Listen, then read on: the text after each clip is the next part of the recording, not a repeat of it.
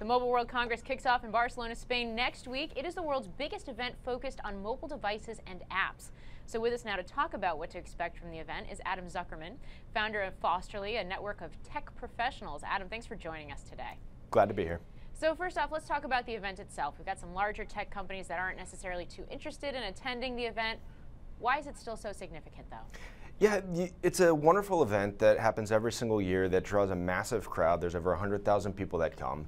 And because some of the larger companies that don't attend, such as Apple and Microsoft, for example, it gives other companies, Sony, LG, HTC, Huawei, an opportunity to rise above the normal media lines and talk about what they're working on.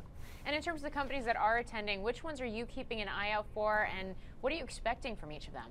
Yeah, I'd love to see what happens with Samsung. They had a lackluster launch last year with the S6, partially because their phones that came out, they dropped some of the features that, quite frankly, their customers loved. That's the removable micro SD card and waterproofing on their phones.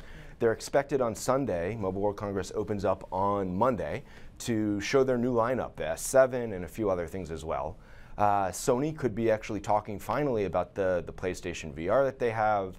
And there's a variety of other things that are coming out, 5G technologies and an IoT that's going to help show what's coming down the pipe for the consumers.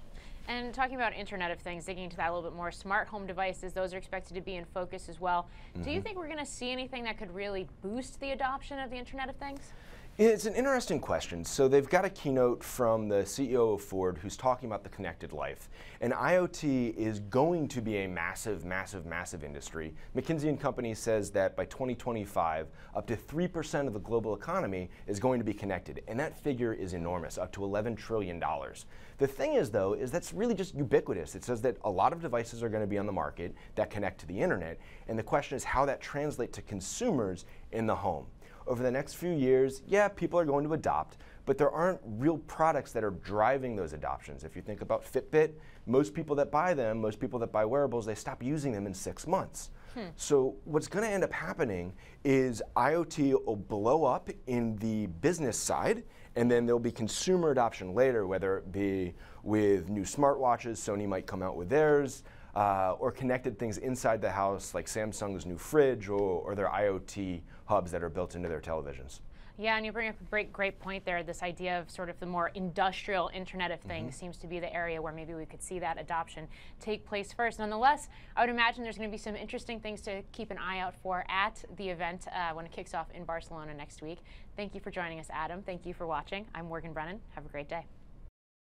Hey YouTube fans, I'm Landon Downey from CNBC. Thanks so much for checking out our channel. Here you'll find videos packed with all the info that you need to be smarter about your finances.